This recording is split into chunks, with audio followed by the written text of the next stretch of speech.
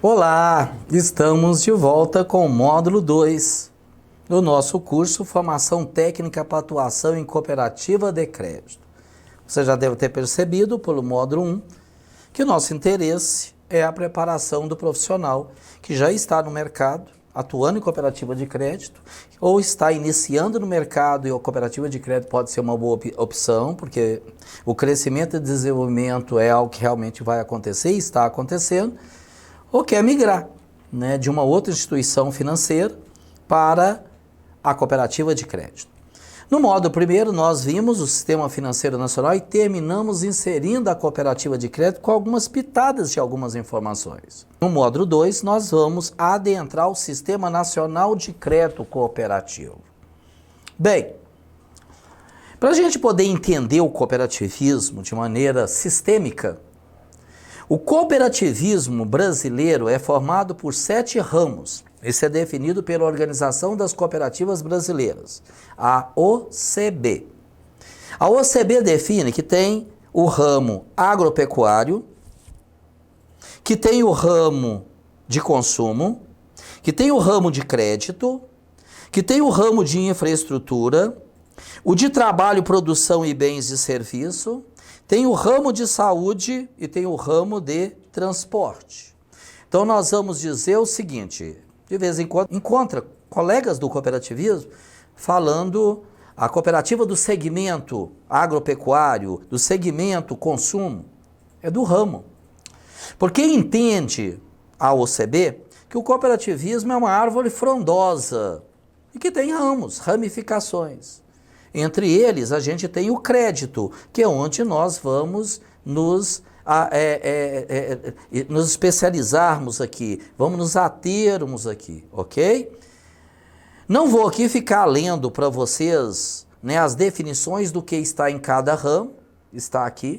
É muito importante que dê uma olhada né, de cada um deles, compõe o que dentro desses ramos, mas me interessa muito aqui que você tenha uma ideia geral e que tenha ideia que o cooperativismo é um desses ramos. Isso é muito importante. Aí vamos pegar então o cooperativismo de crédito. Alguns inclusive chegam a dizer, e já adianto a explanação, porque me perguntam muito, já quer dizer, cooperativismo de crédito ou cooperativismo financeiro? Bem, a Lei Complementar 130 de 2009 estabelece o Sistema Nacional de Crédito Cooperativo. Dispõe sobre Sistema Nacional de Crédito Cooperativo, SNCC. Então, do ponto de vista legal, é cooperativa de crédito. Sistema Nacional de Cooperativismo de Crédito é cooperativa de crédito. Mas há um trabalho aí no mercado por lideranças do cooperativismo que pode até redundar numa mudança da lei depois, que as cooperativas de crédito sejam vistas como cooperativas financeiras. Por quê? Porque elas não têm apenas crédito. Elas têm crédito e têm todas as demais soluções de mercado financeiro que a gente conhece. Então, talvez fosse mais adequado, e eu particularmente até entendo que seria, cooperativa financeira. Então, tem que separar isso. Pode falar as duas coisas, José Carlos? Pode. Mas precisa tomar cuidado com o ambiente. Se você está se referindo à parte legal, é uma cooperativa de crédito. E saber explicar isso, inclusive. Até porque chega um cooperado e pergunta, eu ouvi falar que é cooperativa financeira, o que é isso aqui? Então, estudar, entender, né, ter domínio do assunto é muito importante. Nós, né, que estamos no cooperativismo, que queremos ir, e ao ir, você precisa entender isso, eu preciso entender, até para poder orientarmos as pessoas, os cooperados, de uma maneira adequada. Se pegarmos o SISORF, é o Manual de Organização do Sistema Financeiro Nacional. Ele vai trazer, e eu já adiantei isso lá no módulo 1, que nós precisamos dominar a Lei 5764 de 1971, Lei Geral do Cooperativismo Brasileiro, independente do ramo. A Lei Complementar 130 de 2009, que estabelece e disciplina o Sistema Nacional de Crédito Cooperativo. E a Resolução 4434, que é o documento do Conselho Monetário Nacional, que regulamenta desde a constituição de cooperativa, a sua atuação, a governança, é uma norma bastante completa. Uma norma muito interessante e precisa ser conhecida. A Lei 5764 de 1971 é a Lei Nacional do Cooperativismo Brasileiro, para todos os ramos do cooperativismo. Ela regula todos os ramos do cooperativismo, que pela Organização das Cooperativas Brasileiras, a OCB, são 7. Nós já vimos isso, inclusive vimos os 7. As cooperativas são sociedades de pessoas. Estamos reiterando. Tem algumas coisas que eu repito ao longo do curso e repito de propósito. Ok? A gente sabe que quando você ouve alguém falando, o nível de retenção em algum momento é baixo. Então, se eu repito, volto, fala, eu reitero, eu aumento a capacidade de absorção. Porque você, olha, já falou nisso. Inclusive, faça essa relação. Sociedade de pessoas significa não é de capital. Na sociedade anônima, quem tem mais ações, mais de 50%, uma pessoa, um grupo de pessoas, tem o controle. São as chamadas as pessoas, né, de controle majoritário. Majoritário de maior, porque mandam. Na Assembleia, o majoritário, o acionista majoritário, ele que decide. Os outros não adianta falar. O voto dele é que manda, mais de 50% das ações. Os outros têm menos de 50%, pode ser contrários que não vão mudar nada. Nas cooperativas, e de crédito não é uma exceção, as pessoas têm peso por serem pessoas. Então, cada cooperado tem um voto. Nós falamos isso no módulo 1. Conforme natureza jurídica próprias, de natureza civil, não sujeitas à falência, uma cooperativa decreto não passa pelo regime falimentar, o regime de falência, constituídas para prestar serviços associados, distinguindo-se das demais sociedades pelas seguintes características. Está lá na Lei 5764. Adesão voluntária com número ilimitado de associados. Logicamente, esse número limitado, ele vai ficar restrito às limitações estatutárias, ok? Mas se atender o estatuto, não tem limite. Salvo impossibilidade técnica de prestação de serviço. A Lei 5764 é para todos os ramos do cooperativismo. Então, uma instituição, por exemplo, cooperativa de prestação de serviço técnico, de assistência técnica, né? À medida que, por exemplo, os técnicos que ali estão conseguem prestar serviço para a clientela, ou é uma cooperativa de trabalho, os técnicos que ali estão é que prestam serviço, e do jeito que o mercado está saturado já, os técnicos já não estão conseguindo emprego. Logicamente, uma limitação técnica pode ocorrer nesse sentido. Você não vai ficar colocando gente para dentro para as pessoas não conseguirem fazer nada. Há uma variabilidade do capital social representado por cotas partes. Variabilidade, lógico. Tem 10 milhões de capital. Mas hoje chegaram mais gente, se associaram à cooperativa e integralizaram o capital. O capital aumentou. Mas o fulano, o ciclano e o beltrano saíram. E aí, dentro das regras estabelecidas, levaram o capital. Então, o capital diminuiu. Ou seja, ele recebe variabilidade em função da entrada de pessoas, saída de pessoas, morte de pessoas. E aí, a cota parte é herança, os herdeiros vão acabar querendo receber. Também, a Lei 5764 diz que há uma limitação do número de cota-partes do capital para cada associado. O número de cotas-partes vai redundar em valor financeiro. Facultado, porém, o estabelecimento de critérios de proporcionalidade, se assim for mais adequado para o cumprimento dos objetivos sociais. Aí tem que olhar o tipo de cooperativa, o ramo em que ela atua. Outra coisa que a 5764 determina: inacessibilidade das cotas-partes do capital a terceiros, estranhos à sociedade.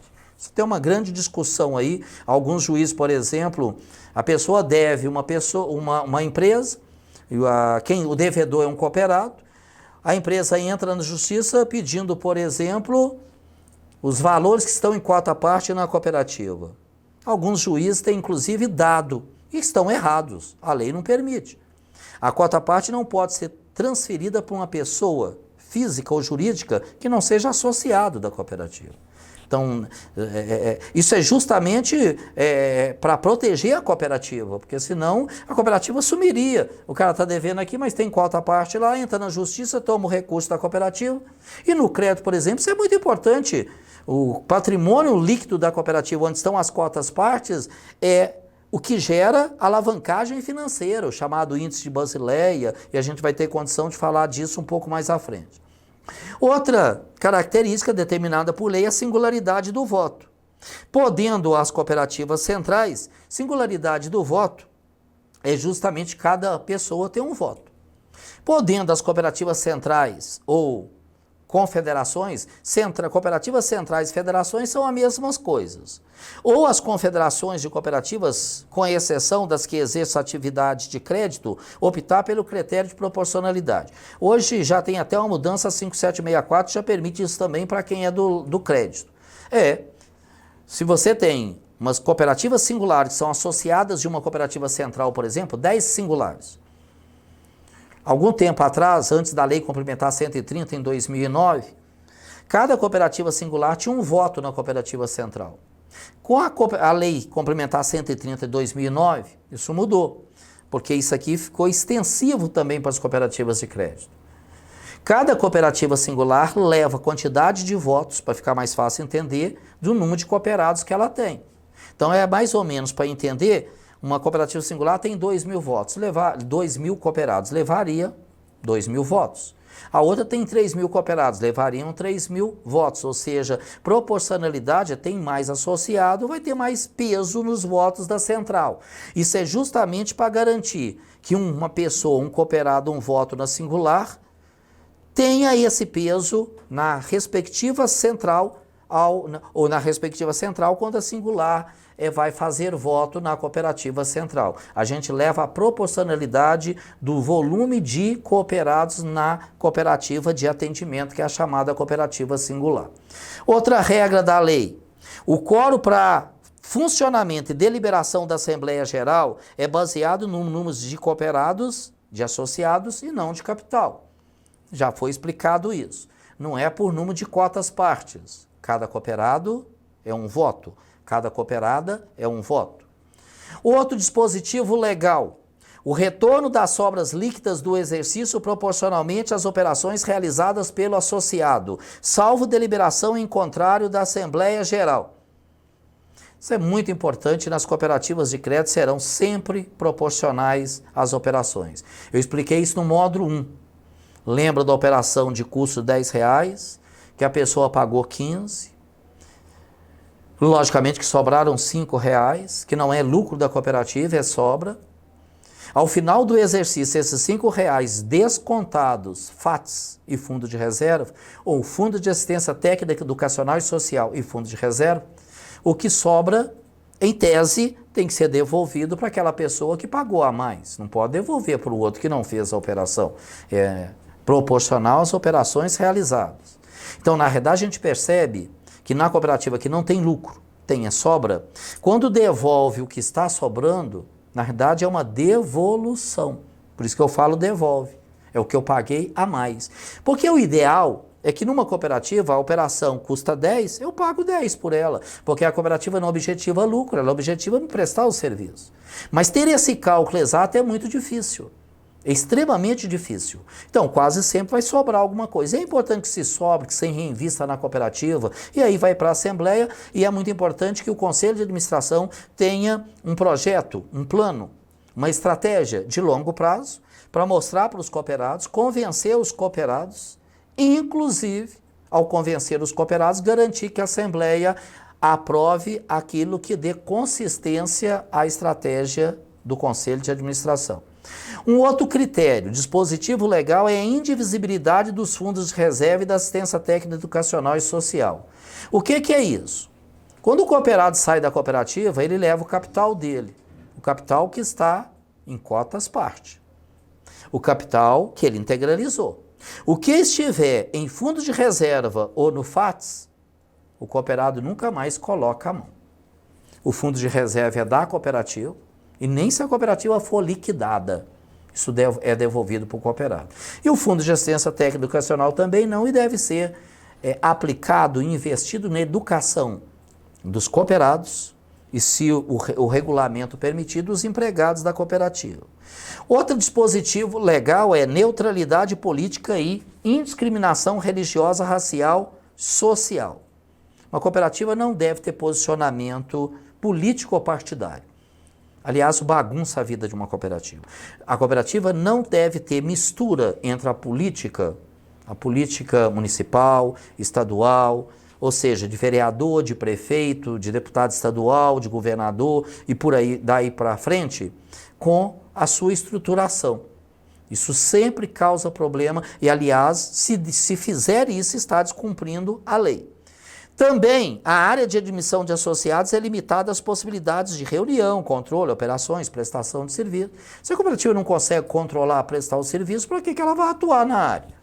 É preferível que ela atue onde ela consiga fazer isso. É muito melhor. Bem, outra coisa interessante nas cooperativas e de crédito não é diferente, é que as cooperativas podem estar distribuídas em 3 níveis. Então a gente teria o primeiro nível, o segundo nível e o terceiro nível.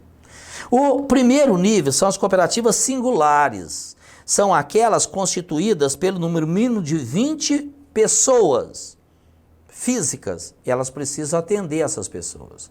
A singular é aquela que está lá no atendimento do cooperado. É onde o cooperado recebe a prestação de serviço. O segundo nível é quando pelo menos 3 singulares se unem, 3 pelo menos, pode ser mais, não pode ser menos, se unem para constituir uma central, e a central pode prestar serviço para essas singulares. Essa central é chamada uma cooperativa central ou federação, é uma cooperativa de segundo nível. No crédito é comum cooperativas de 2 níveis, singular central, de 3 níveis, singular central e confederação, e até cooperativas chamadas solteiras, que não tem nem a central nem a confederação, operam sozinhas.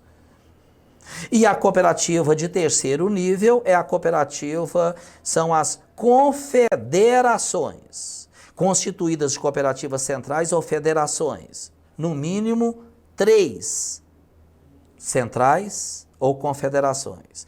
Então o que acontece? A singular no primeiro nível é a que presta serviço para o cooperado. A de segundo nível são centrais ou federações constituídas por pelo menos 3 singulares. E as confederações são cooperativas de terceiro nível constituídas por pelo menos 3 cooperativas centrais ou federações. Para que se faz isso, José Carlos? Essa estruturação vertical. A ideia é que as centrais tragam a prestação de serviço para as singulares, que cada singular fazer isoladamente ficaria mais caro. É a busca da escala. E as confederações, além de poder trabalhar a prestação de serviço em escala, ainda pode fazer a representação sistêmica. A confederação representa todo este sistema. Esses 3 níveis de cooperativas, 3 níveis são cooperativas. A singular é uma cooperativa, a central é uma cooperativa e a confederação é uma cooperativa. Esses 3 níveis, eles são contemplados pela Lei 5764. E é a lei que disciplina as cooperativas no Brasil. Zé Carlos, mas essas cooperativas às vezes têm, por exemplo, um banco cooperativo ou uma outra instituição de previdência. Essas outras instituições que não estão, não tem dispositivo sobre elas na Lei 5764, não são instituições cooperativas. Pode ser sociedades de capital fechado, sociedades anônimas, podem ser limitadas, mas são instituições controladas pela cooperativa para prestar suporte a esses 3 níveis de cooperativa. Isso é muito importante. É comum, às vezes, as pessoas olham e falam assim, o sistema tal tem um banco cooperativo. Aí se você pergunta, e o banco cooperativo é uma cooperativa? Zé Carlos, lógico que é. Não é. O banco é um banco comercial ou banco múltiplo. Mas por que ele é cooperativo? Porque ele está a serviço do sistema cooperativista. E, aliás, aí tem norma do Conselho Monetário Nacional que disciplina. Mais de 50% das ações do banco tem que estar sob o poder de cooperativas centrais. Ele tem que estar a serviço de um sistema cooperativista de crédito, ok? Mas as instituições cooperativistas são singulares, centrais e confederações. A cooperativa solteira é aquela que não pertence a uma central. São as singulares solteira. Ela não tem uma central, não tem uma federação. E ao não participar da central, nunca vai participar da confederação, porque para participar da confederação tem que ser uma central. Em sistemas de 2 níveis, a gente tem a singular afiliada à central, no mínimo 3 singulares afiliadas a uma central. No de 3 níveis, nós vamos ter singulares afiliadas à central e pelo menos 3 centrais afiliadas à confederação. E as cooperativas solteiras, que não estão ligadas nem a uma coisa nem a outra, elas trabalham sozinhas, ok? A cooperativa central de crédito, aí entra a resolução 4434 e eu trago para vocês uma ideia da estruturação dos sistemas de 2 e 3 níveis. Como é que funcionam? A resolução 4434 vai trabalhar isso. Ela vai dizer que a cooperativa central de crédito deve prever em seu estatuto e normas, resolução 4434. É a resolução que regulamenta o sistema de cooperativo de crédito, cooperativismo de crédito no Brasil. É do Conselho Monetário Nacional. A cooperativa central deve prever em seu estatuto e normas operacionais dispositivos que possibilitem prevenir e corrigir situações que possam configurar infrações a normas legais, a leis, ou regulamentares, norma do Conselho Monetário Nacional, Banco Central, por exemplo, ou acarretar risco para a solidez das cooperativas filiadas e do sistema cooperativo. Esse dispositivo da norma estabeleceu que as cooperativas centrais passam a ser instituições de supervisão auxiliares do Banco Central. O Banco Central, lá no começo, hoje ainda, não tem braço para sair fiscalizando todas as cooperativas, aí 700 e tantas cooperativas pelo Brasil, com pontos de atendimento chegando aí a milhares. O que ele fez? O Conselho Monetário Nacional fez? Estabeleceu, então, que as cooperativas centrais, além de prestarem serviço para suas cooperativas singulares, de maneira a aumentar a escala, elas ainda são fiscalizadoras em nome do Banco Central. Olha porque que elas precisam fazer: prevenir e corrigir situações que possam configurar infrações a normas, o não compliance, normas legais, normas de regulamento, ou acarretar risco para a solidez das cooperativas filiadas e do sistema cooperativista. O outro artigo da resolução diz que o sistema cooperativo deve estabelecer, por ato da confederação, da respectiva confederação, ou na sua ausência da central, então, se tiver 2 níveis, central pega, se tiver confederação, vai pegar também. Diretriz de atuação sistêmica com vistas à observância dos princípios de eficiência, ser eficiência é gastar menos, ser eficiente é gastar menos, da economicidade, da utilidade, né, as estruturas têm que ser úteis para os cooperados lá na ponta, e dos demais princípios cooperativistas. Olha que interessante. Ou seja, os 7 princípios cooperativistas já estão aqui dentro também numa norma do Conselho Monetário Nacional. Você percebe aqui que a autoridade do Sistema Financeiro Nacional, que é o Conselho Monetário Nacional, no caso das instituições como cooperativas de crédito, né, não é o Conselho Nacional de Seguros Privados e não é o Conselho Nacional de Previdência Complementar. Aqui, no sistema financeiro, onde se tem intermediação, tem a cooperativa de crédito e o Conselho Monetário Nacional. Que o Conselho Monetário Nacional dá muito peso na estruturação, na força sistêmica, no gerenciamento de risco, na correção tempestiva dos problemas. Ou seja, para quem não trabalhou em cooperativa de crédito, às vezes em outro segmento, e aí é segmento, não é ramo, se não é cooperativa de crédito, não é cooperativismo, é segmento. Vim de uma outra cooperativa, aí é outro ramo de cooperativismo de crédito. Até ramo de cooperativismo mesmo. Não tem ideia do quanto é burocrático.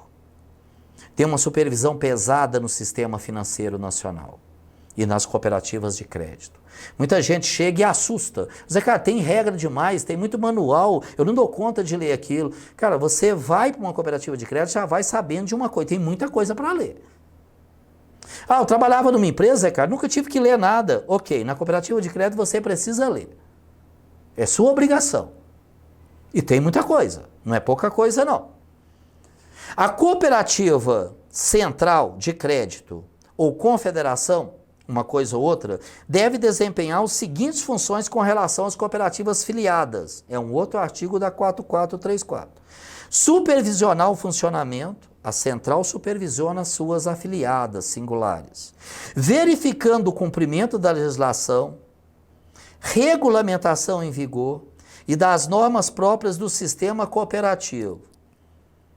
As leis, a regulamentação em vigor no sistema financeiro nacional e as normas da própria cooperativa e do sistema ao qual ela pertencer. Também precisa adotar medidas para assegurar o cumprimento das normas em vigor referentes à implementação de sistemas de controles internos e certificação de empregados. Está percebendo quanto que é? E a central tem que olhar. O Banco Central olha a hora que ele quiser. Ele é o supervisor direto. A central é indireta, a central é auxiliar a ele. E tem muita gente que assusta ao entrar na cooperativa, fala assim, cara, tem uma cooperativa central, mas ela fiscaliza a cooperativa singular, coisa mais estranha. Eu trabalhava no ramo agropecuário e lá não tem isso. Lá não tem a regulamentação do sistema financeiro nacional. E não é à toa que as cooperativas de crédito têm alcançado, têm galgado nos últimos anos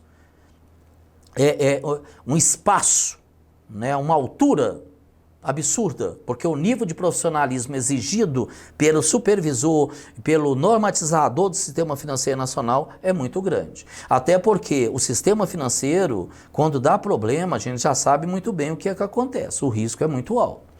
Também é obrigada, né, a cooperativa central ou confederação a promover a formação e a capacitação permanente dos membros de órgãos estatutários, conselheiros e conselheiras de administração, fiscais, gestores ou diretores executivos, gerentes e associados, bem como dos integrantes da equipe técnica da cooperativa central e da confederação.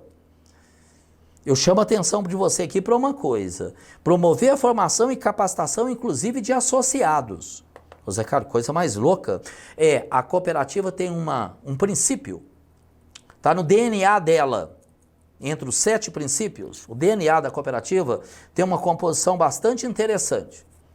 Tem um componente proteico lá bastante interessante. São componentes, 7 princípios. O 5º é educação, formação e informação. Significa que a cooperativa é responsável por educar cooperados, dirigentes, executivos e empregados. E é por isso que aqui o Conselho Monetário Nacional bate nisso. Inclusive você, ao trabalhar numa cooperativa, você passa a ser braço de relacionamento da cooperativa. Você precisa estar preparado para prover educação para os cooperados, educação financeira, educação democrática, educação cooperativista. Nós, Carlos, isso sim, a gente vai falar mais disso à frente. Também recomendar e adotar medidas visando ao restabelecimento da normalidade do funcionamento em face de situações de inobservância da regulamentação aplicável ou que acarretem risco imediato ou futuro. Olha o que a central tem que fazer, se assegurar de que há uma recomendação e adoção, pulso forte, das correções dos problemas identificados e de maneira rápida. Dando continuidade, é importante, um curso desse, gente, lógico, você não vai pegar tudo no primeiro momento, e esse não é o objetivo. Mas é o objetivo te conscientizar para a importância da atuação numa cooperativa e ter, no mínimo, o fundamento ou os fundamentos, poder pesquisar, poder buscar, poder ler. Você já sabe, no mínimo, que você precisa ler a Lei 5764. Você precisa voltar depois. Lei Complementar 130 de 2009, Resolução 4434, isso para começar. E estamos vendo aqui, inclusive, a estruturação, o quanto que há dispositivos na Resolução 4434 que define, precisa o sistema cooperativista ter mecanismos de detecção de problemas, de risco elevado, descumprimento de lei e de norma, de atuação rápida. É muita gente que não atua no mercado financeiro e no banco, isso vem tudo estruturado, sistema fechado, não te deixa fazer. Na cooperativa de crédito, também os sistemas estão sendo aprimorados para fazer isso. Mas não podemos esquecer que cada cooperativa singular, de primeiro nível, é uma instituição que tem assembleias, que tem conselho de administração, que tem conselho fiscal, que tem gestão executiva. Cada instituição cooperativa singular é uma instituição financeira. Quando eu trabalho no banco, eu trabalho na agência do banco. Isso tem diferenças muito grandes.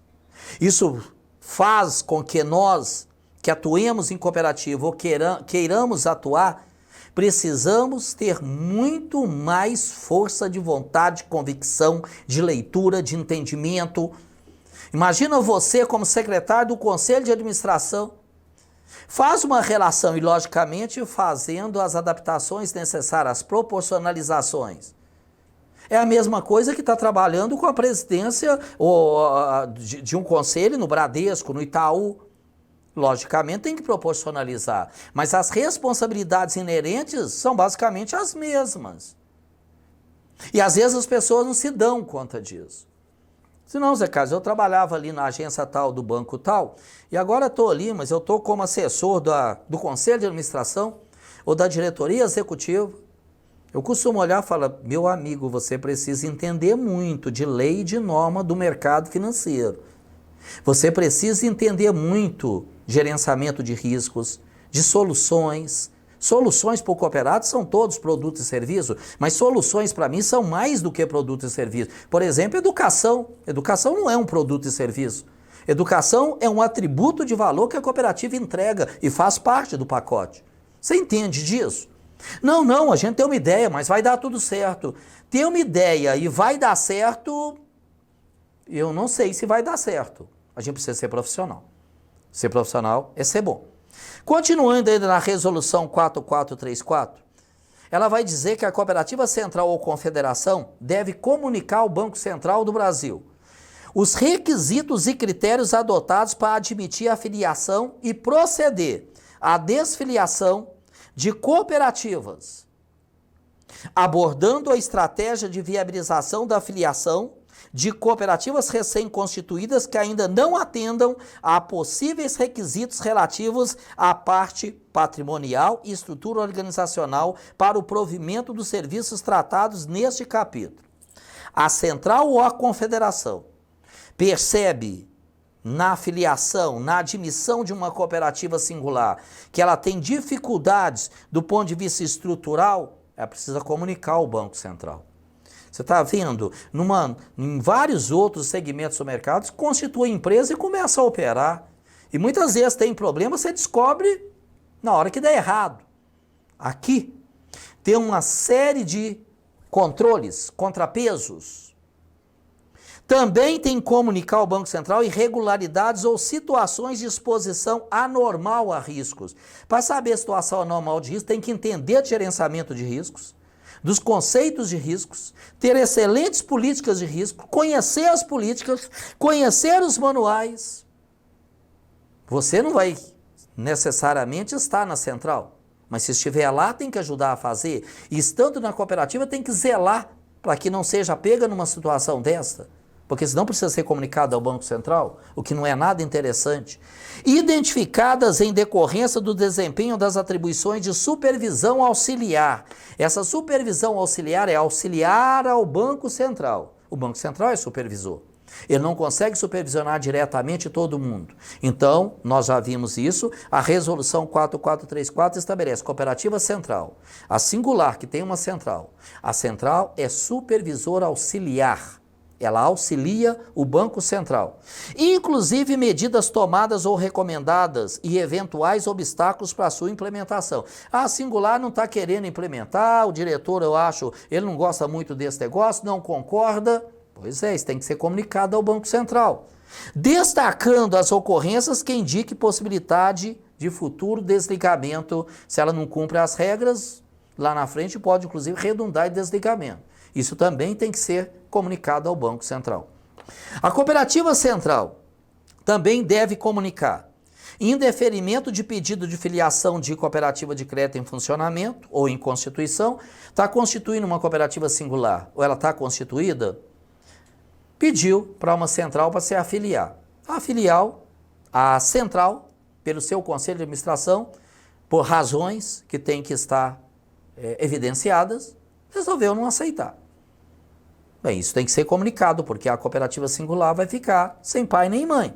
Nessa situação, normalmente, o Banco Central exige que haja uma empresa de prestação de assessoria, de consultoria, e que seja uma empresa que dê conta do recado. Porque quando você constitui uma cooperativa, muitas vezes as pessoas que estão à frente dela não têm o devido entendimento, conhecimento do mercado financeiro para administrar uma instituição complexa, né, atuando no mercado financeiro. Abordando, inclusive, as razões que levaram a essa decisão. Outra responsabilidade da central ou da confederação: deliberação de admissão de cooperativa de crédito com a apresentação de relatório de auditoria interna realizada nos 3 meses anteriores à data da comunicação. Ou seja, se admite ou não admite a singular. Aí veio a Lei Complementar 130/2009. Interessante essa lei, porque ela reforma, ela muda dispositivos da Lei 5764. A Lei 5764 é a lei do cooperativismo, a lei geral. Ao mudar dispositivos legais da 5764, Zé Carlos, então mudou para todo mundo? Não. Só para o cooperativismo de crédito, porque a Lei Complementar 130 é a lei que dispõe sobre o Sistema Nacional de Crédito Cooperativo. Então ela só afeta o cooperativismo de crédito. É interessante isso. E colocou, inclusive, as cooperativas de crédito num patamar de governança já bastante avançado em relação a muitas outras cooperativas de outros ramos que ainda, por opção, porque elas podem fazer independentemente de lei, não adotaram práticas de governança avançadas.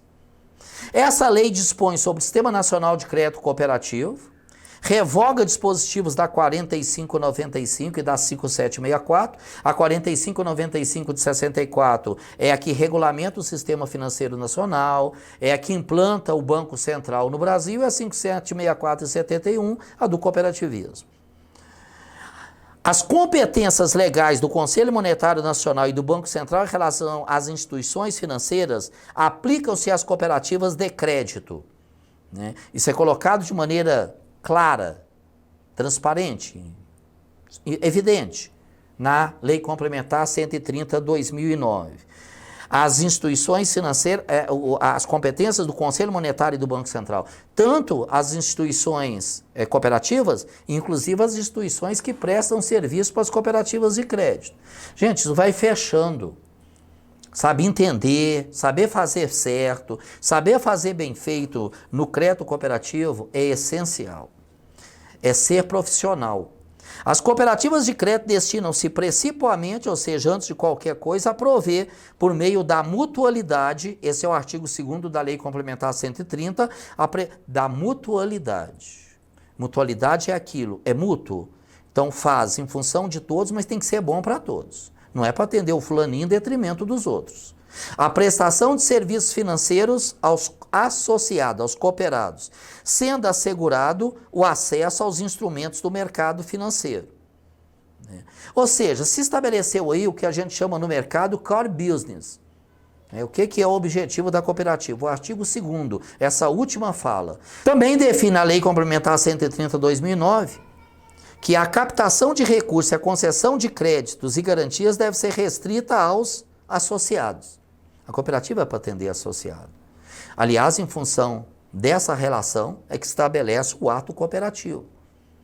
E o ato cooperativo tem, inclusive, um tratamento tributário diferenciado, né? Você percebe que entender isso tudo e fechando essa malha é importante.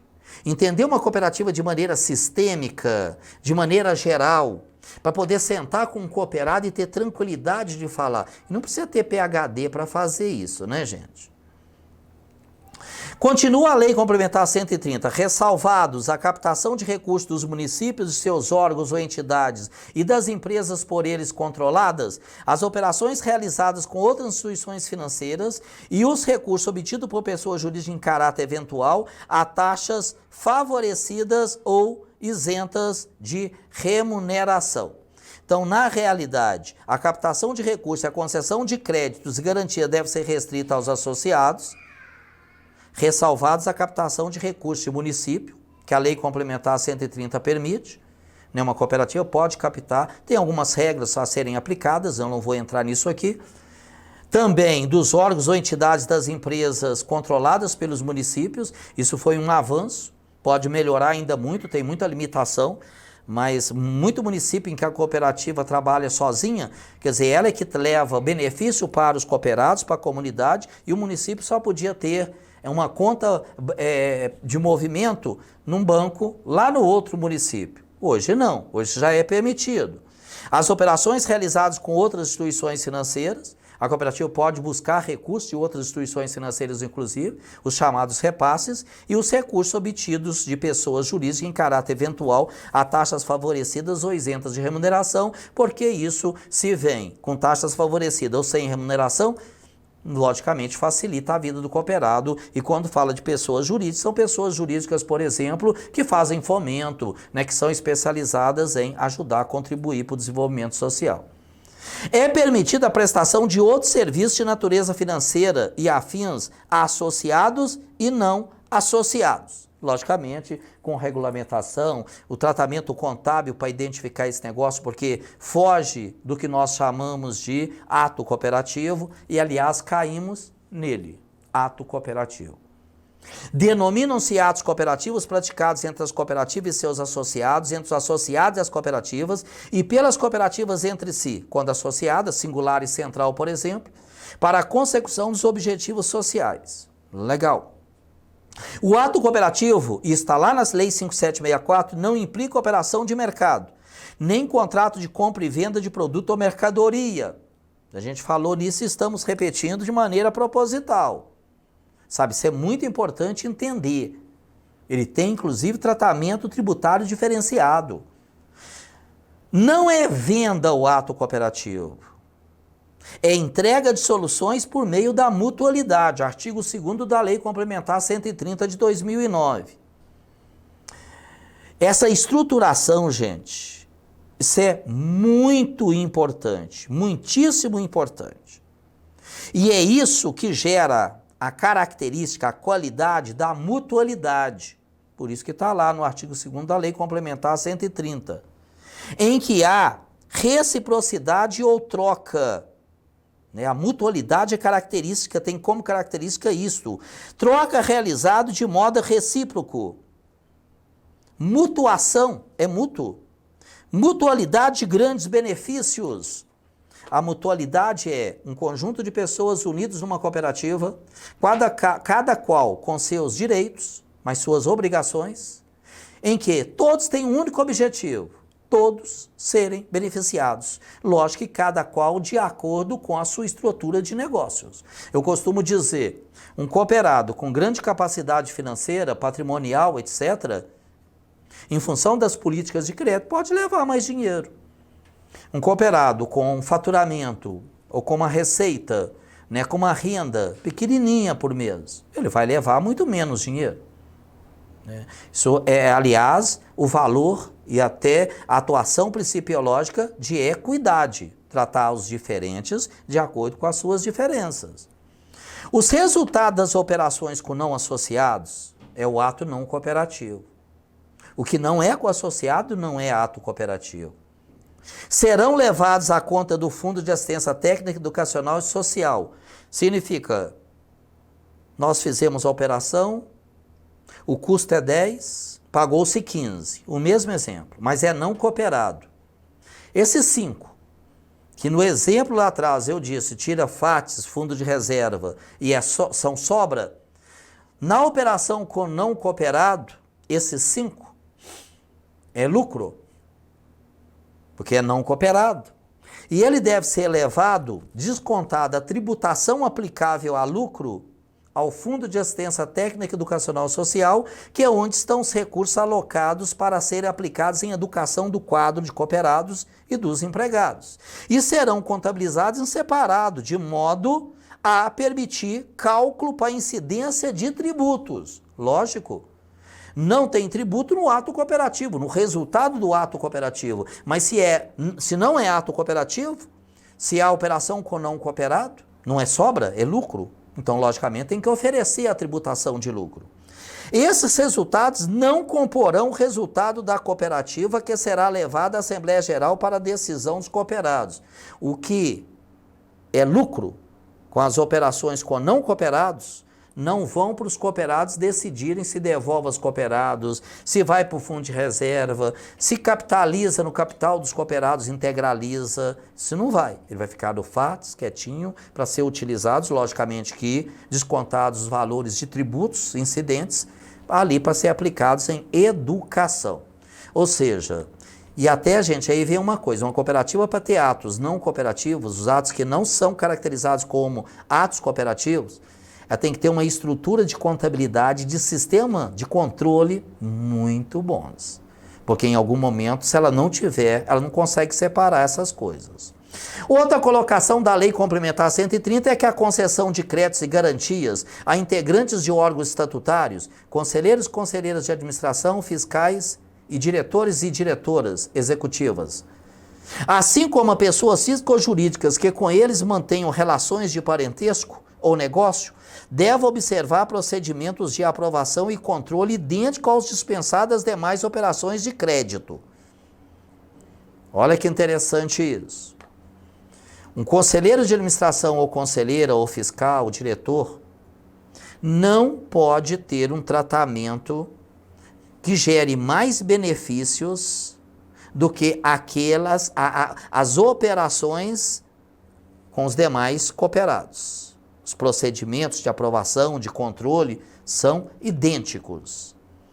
Nós estamos falando, né, e eu relato, os conselheiros e as conselheiras de administração, fiscais, gestores executivos e outras funções, se forem estabelecidas por meio de estatuto.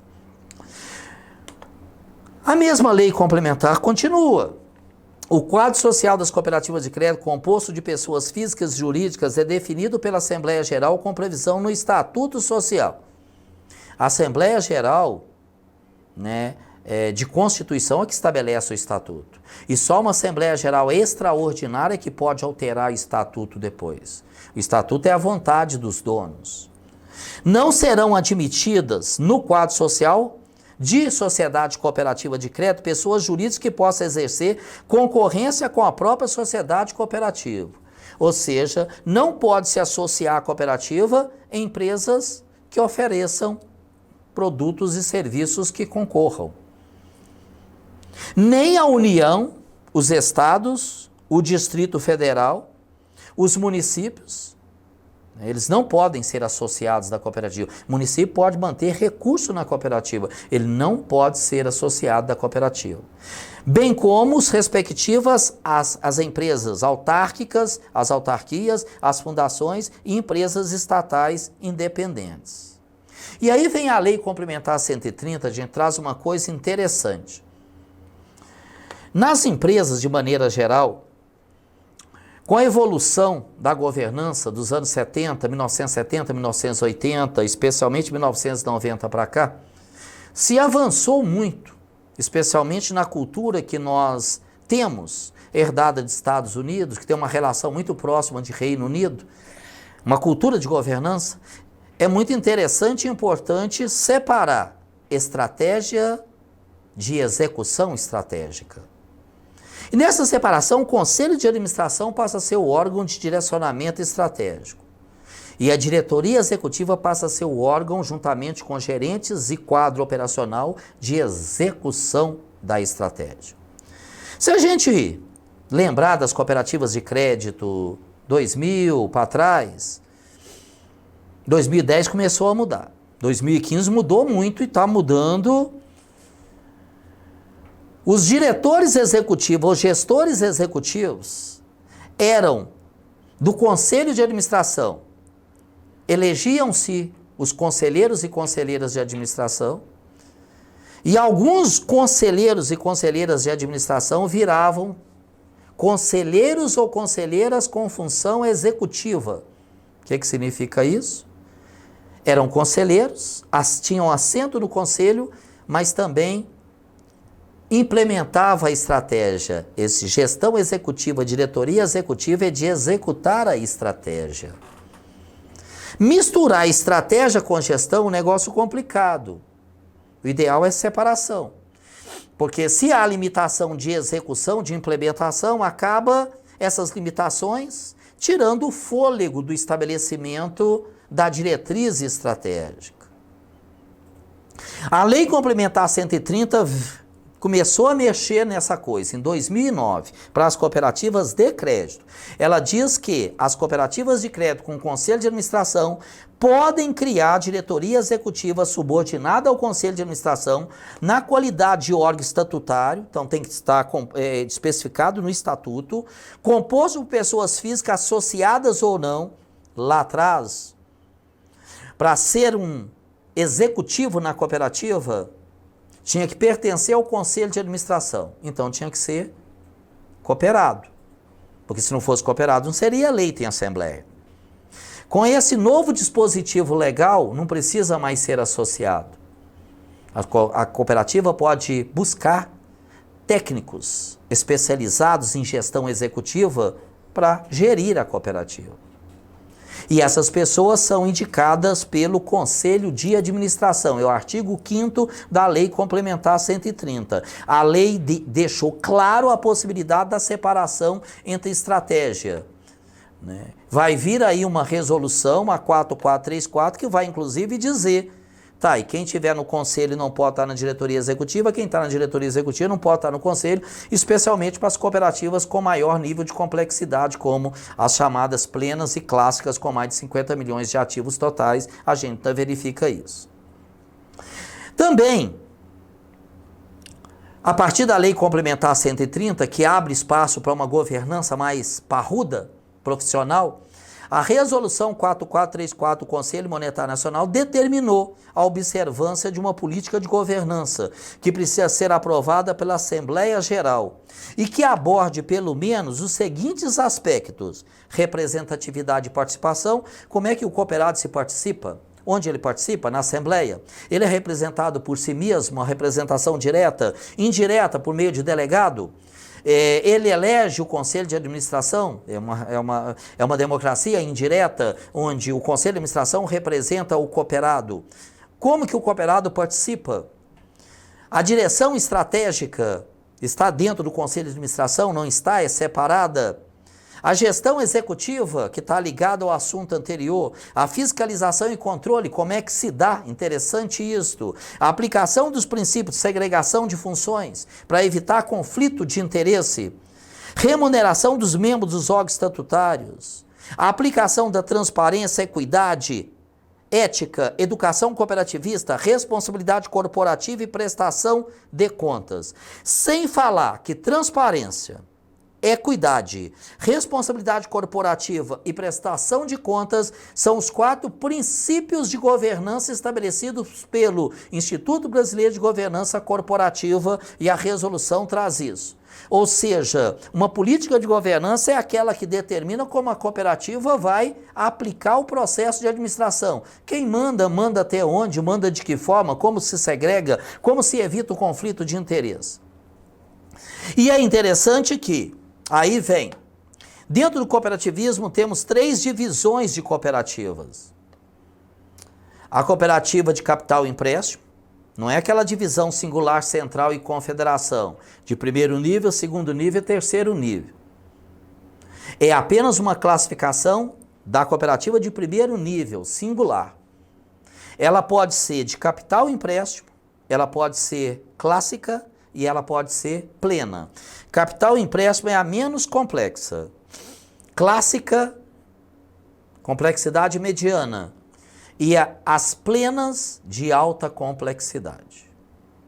As de capital e empréstimo não têm obrigação de ter essa segregação entre estratégia e execução.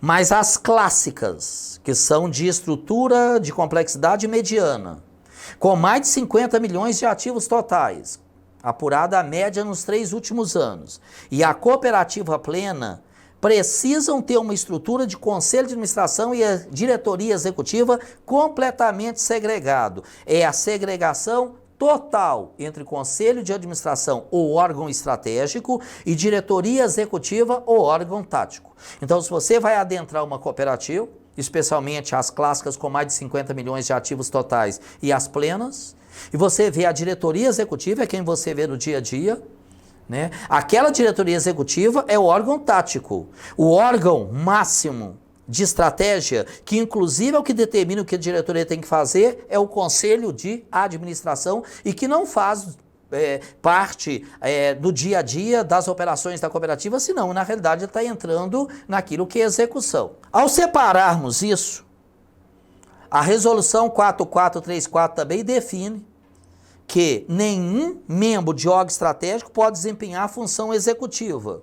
Então, quem está no conselho de administração está no conselho de administração, quem está na diretoria executiva está na diretoria executiva. Isso é apenas para você ter uma ideia de como funciona a governança, a administração nas cooperativas. Bem, mas o que? De que forma que o Conselho Monetário Nacional estratificou as chamadas cooperativas de crédito singulares em capital empréstimo, clássica e plena? Nós já falamos aqui que a Lei 5764 estabelece que as cooperativas são distribuídas em singulares, centrais e confederação. Cooperativa de primeiro nível, segundo nível e terceiro nível. É a estrutura cooperativista brasileira. Esta classificação que a gente começa a ver agora é apenas classificação de cooperativa singular. E é uma classificação do Sistema Financeiro Nacional, atribuída pelo Conselho Monetário Nacional. Como que é isso? Por exemplo, aqui a gente tem a chamada cooperativa de capital e empréstimo. É considerada a cooperativa de crédito que atua no mercado brasileiro e é menos complexa. Por que é menos complexa? Porque ela é cheia de vedações. Você vai ver que eu coloquei a expressão capital e empréstimo entre as expressões vedações. Quais são essas vedações? A cooperativa de capital e empréstimo não pode captar depósito à vista e a prazo. José Carlos, depósito à vista e a prazo é quando ela busca recursos no mercado, são recursos de terceiro, dos cooperados, e ela pode emprestar esses recursos. O mercado chama de funding, fundo, origem de fundos. Legal. Como é que ela faz então? Ela vai sobreviver como? Ela vai emprestar para os cooperados o que ela tem de recursos próprios, do patrimônio líquido, o capital integralizado pelos cooperados, o fundo de reserva. Você vai perceber que é uma cooperativa do ponto de vista de complexidade operacional baixíssimo. Quais as outras vedações? Não pode ter qualquer tipo de operação ativa de aplicação dos recursos, vendida ou comprada em ouro, em moeda estrangeira, em operações sujeitas à variação cambial, a variação no preço de commodity, de mercadorias, variação de ações, preço de ações, instrumentos financeiros derivativos, ressalvado investimento em ações, registrado no ativo permanente. O que é isso? Se essa cooperativa participar de capital e empréstimo de alguma outra empresa, como por exemplo uma central, ela pode participar do capital social daquela outra empresa. Então ela pode ter investimento em cotas, em ações, lá no investimento, lá no permanente. Mas só isso. Ela não pode fazer as outras operações. Não pode investir em títulos de securitização de créditos, salvo os emitidos pelo Tesouro Nacional. Não vou entrar aqui na discussão de securitização, não se presta isso, esse treinamento. E caso, com certeza, muita gente vai ter dúvida, é muito interessante pesquisar sobre o tema. Isso pode ser alvo de um outro treinamento, né? de uma outra estrutura de capacitação. Ela não pode ter operações de empréstimo de ativos. Não pode ter, exceto em algumas situações, operações compromissadas. Também não vou entrar nessa discussão de operações compromissadas aqui. Aqui é o entendimento da coisa como um todo. Não pode fazer aplicações em cotas de fundos de investimento, exceto em fundos que atendam aos seguintes requisitos. não tem exposições oriundas de operação de crédito, sejam classificados na CVM como fundo de curto prazo, renda fixa, referenciado, cujo indicador de desempenho seja a taxa de depósito interfinanceiro. De maneira geral, gente, ela não pode aplicar nem no ativo e nem em fundo que tenha por trás a aplicação em ativos complexos. É uma cooperativa simples. E a cooperativa clássica? A cooperativa clássica tem algumas vedações. Não pode operar também com as chamadas operações complexas, que eu não vou nem repetir, porque eu já falei na cooperativa de capital e empréstimo. Mas tem uma exceção. A cooperativa clássica pode captar depósito à vista e a prazo. Então ela continua tendo vedações das operações complexas como a de capital e empréstimo, mas ela tem um adicional do ponto de vista de operação, depósitos à vista e a prazo. Isso é bastante interessante. Então ela já não pega só os recursos do capital, do recurso próprio, patrimônio líquido, ela pega também os recursos captados de cooperados, seja o depósito à vista e a prazo. E as cooperativas plenas não tem nenhuma daquelas vedações. Logicamente não significa que elas podem sair fazendo as operações, ela precisa de autorização do Banco Central.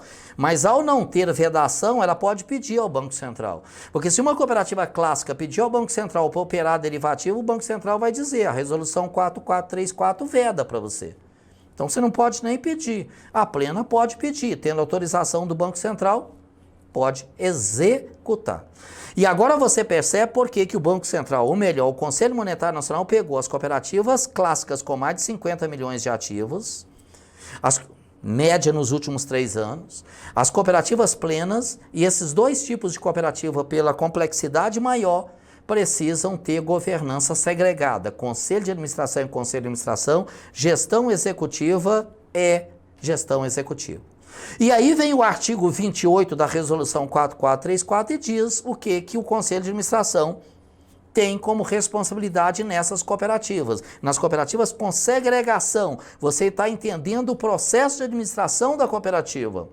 O Conselho de Administração fixa a orientação geral dos negócios da cooperativa, indica e destitui os diretores, fixa as atribuições dos diretores, lógico, sem mexer nas atribuições que o Estatuto já define, porque o Estatuto é aprovado pela Assembleia, fiscaliza a gestão dos diretores, examina livros, papéis, operações, contratos. Não é papel do Conselho ficar olhando isso todo dia. Mas se ele entender que em algum momento é importante, em função da relevância, de risco, ele pode olhar a hora que ele quiser. Convocar a Assembleia Geral, o Conselho de Administração pode fazer, manifestar-se sobre o relatório de gestão ou de administração, levando esse relatório, inclusive para a Assembleia que aprova as contas, Assembleia Geral Ordinária, que acontece até abril de todo ano, para os cooperados examinarem e aprovarem ou não, né, a prestação de contas, manifestar-se previamente sobre atos ou contratos, quando o Estatuto exigir, autorizar, se o Estatuto não dispuser em contrário, sobre a alienação de bens do ativo não circulante e a constituição de ônus reais, recolher e destituir, escolher e destituir os auditores externos. Você percebe, o Conselho de Administração está ligado às diretrizes maiores. E o Conselho Fiscal, para a gente entender, porque quase sempre também as pessoas, o que o Conselho Fiscal pode fazer? Muita gente, inclusive, entende que o Conselho Fiscal está ali para olhar balanço, ou balancete, ou alguma coisa nesse sentido. O Banco Central fiscaliza tudo e todos. O Conselho Fiscal fiscaliza tudo e todos.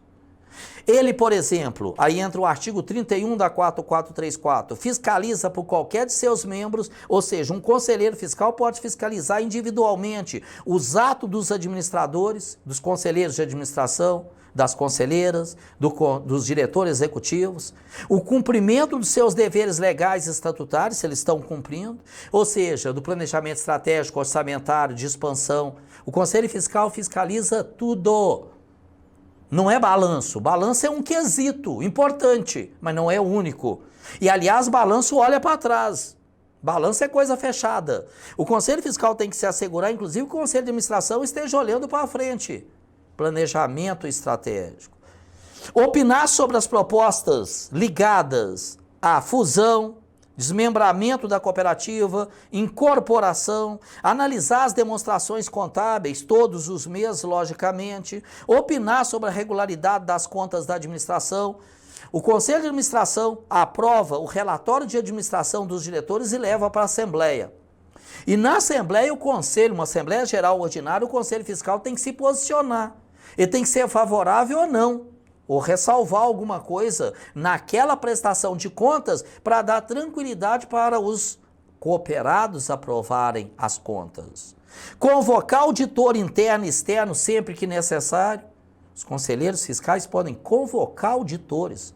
Lógico, se houver necessidade, se o assunto justificar. Convocar a Assembleia Geral por deliberação de 2 efetivos, ou seja, pela maioria de seus membros. Coisa que não é lá muito recomendável, mas se houver necessidade tem que ser feito. Né? Por que eu falo que não é muito recomendável? Porque vai transmitir para o mercado que a cooperativa está com algum tipo de problema. Mas eu mostro isso para você ver a força de um conselho fiscal. E você começa a se entender dentro da cooperativa o que é o conselho de administração, o que é a diretoria, o que é o conselho fiscal. Isso é essencial.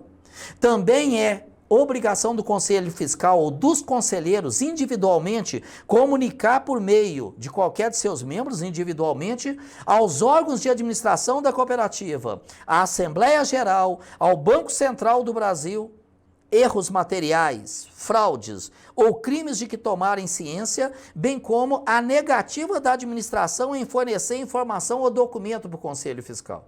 O Conselho Fiscal tem muita força e tem que fazer um trabalho bem feito. E a gente precisa respeitá-los e ajudá-los. Eles são importantes neste processo. A lei complementar ainda traz uma informação. É vedado distribuir qualquer espécie de benefício às cotas partes do capital. O capital integralizado. O cooperado, para entrar na cooperativa, compra cota parte. Aquela cota parte dele, e se tiver distribuição ao longo dos anos, e essa distribuição foi integralizada ao capital, essas cotas partes vão crescendo. É vedado distribuir qualquer espécie de benefício às cotas partes do capital, excetuando-se remuneração anual. Então não pode ter assim, fulano, você tem muita cota parte, a gente vai te emprestar mais dinheiro. Essa cota parte não pode gerar benefício dentro da cooperativa. O máximo é a remuneração desse recurso que o cooperado colocou na cooperativa, e essa remuneração não pode ser superior à taxa Selic. A taxa Selic é a taxa determinada pelo Copom, essa taxa publicada aí pela imprensa. Limitada ao valor da taxa Selic, está lá no artigo 7º da Lei Complementar 130/2009. Também diz a Lei Complementar 130 que compete à Assembleia Geral das Cooperativas de Crédito estabelecer a fórmula de cálculo a ser aplicada na distribuição de sobras. Houve sobra, 2 milhões, 10 milhões. Leva-se à Assembleia. A Assembleia decide o que faz com aquilo, os cooperados. Lógico que antes tirou FATS, tirou fundo de reserva. Se tiver algum outro fundo estabelecido no estatuto, né, consequentemente numa Assembleia, também já apartou. E o que tiver disponível é levado aos cooperados para decisão. São eles que decidem o que fazer. E se decidirem distribuir entre os cooperados, os critérios de distribuição. Também é a Assembleia e os cooperados que decidem rateio de perdas. Se tiver perdas, uma das possibilidades é ratear entre os cooperados. Há outras possibilidades, mas nós vamos ficar aqui nestas, tá? Não vamos além disso. Ou seja, terminou o exercício social, 31 de dezembro, 30 de dezembro, fechou o balanço, tem sobras. Na próxima Assembleia Geral, deduzidos FATS e fundo de reserva, outro fundo determinado pelo Estatuto, ou outros, a Assembleia decide o que fazer com as sobras. Inclusive se distribuir entre os cooperados critérios de rateio. Se teve perdas, uma das possibilidades é ratear isso também, as perdas, proporcionalmente às operações. Aí, seja para distribuir sobra ou para ter critério de rateio de perdas, o direcionador, o driver que condiciona isso é o volume de operações feitas pelas pessoas na cooperativa. Isso é interessante. A restituição das cotas parte de capital, sair da cooperativa. Fui embora, pedi para ir embora. Eu tenho direito de sair a hora que eu quero. Essa restituição do capital que eu tenho na cooperativa depende da observância dos limites de patrimônio exigíveis. Você imagina se sai vários cooperados com um alto volume de capital de uma hora para outra? Aí se tiver que pagar para esses cooperados, a cooperativa pode entrar em problema, inclusive de cumprimento de limites como Basileia, índice de imobilização. Então, o pagamento das cotas-parte aos cooperados, que é direito deles, precisa obedecer. A lei complementar determina isso. Critérios, os limites de patrimônio exigível. Patrimônio líquido, patrimônio de referência. E aí tem a regulamentação que trata desse tipo de coisa. Para o cooperado sair, ele sai por demissão, quando ele pede demissão para sair. Eliminação, quando ele infringe algum dispositivo legal, estatutário, a exclusão, que é por dissolução da pessoa jurídica, por exemplo, ou a perda da capacidade da pessoa física, perde a capacidade física, não decide por si só. Isso é bastante interessante. Nessas situações, o capital é do cooperado, ele vai levar. Mas se saírem muitos de uma vez e isso implicar, de alguma forma, instabilidade na cooperativa, sai muito recurso de patrimônio líquido de uma vez, ela precisa cumprir limites estabelecidos por normas do Conselho Monetário Nacional, logicamente que normalmente os estatutos prevêem essa situação, o Conselho de Administração terá que se posicionar de maneira a fazer o pagamento dentro das condições que a cooperativa tiver. Não tem que pagar tudo de uma vez. Ok, gente? Mas o entendimento da lei, da aplicação, de como é a cooperativa, como é a sua estruturação. E a gente se encontra no próximo módulo, no terceiro módulo, para avançarmos um pouco mais no entendimento do cooperativismo de crédito, da cooperativa de crédito, na atuação dos profissionais. Até lá!